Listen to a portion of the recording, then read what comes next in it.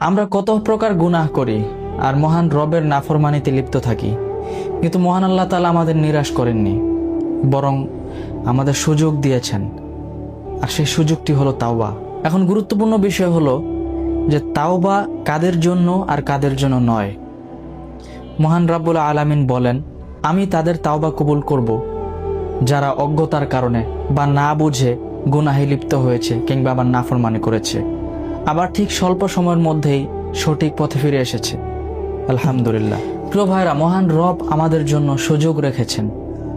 আমরা যদি সেই সুযোগ কাজে লাগাতে না পারি তাহলে সেটা আমাদের ব্যর্থতা।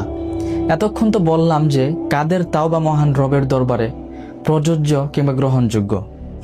এখন কথা হচ্ছে যে কাদের তাওবাটা আসলে মহান রবের দরবারে কবুল হবে না।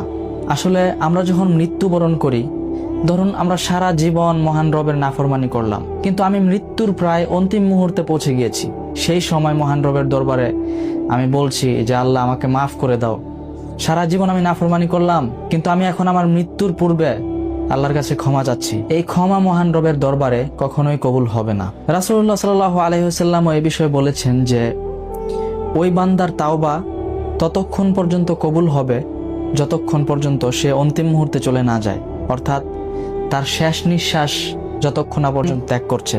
সুতরাং প্রিয় ভাইয়েরা, আমরা কি বুঝতে পারলাম? আমরা যতক্ষণ পর্যন্ত সুস্থ আছি, স্বাভাবিক জীবনযাপন করছি, আমাদের মৃত্যু না হয়ে যাচ্ছে, ততক্ষণ পর্যন্ত আমাদের মাথায় সবসময় এই ধ্যান ধারণা রাখতে হবে বা লালন করতে হবে যে কখন আমার মৃত্যু চলে আসে এর কোনো গ্যারান্টি নেই। আর মৃত্যুর সময় যখন চলে আসবে তখন তো তাওবা কবুল হবে না। আর একবার ভাবুন, তাওবা যদি কবুল না হয় তাহলে মৃত্যুর পর আমার অবস্থাটা কেমন হবে?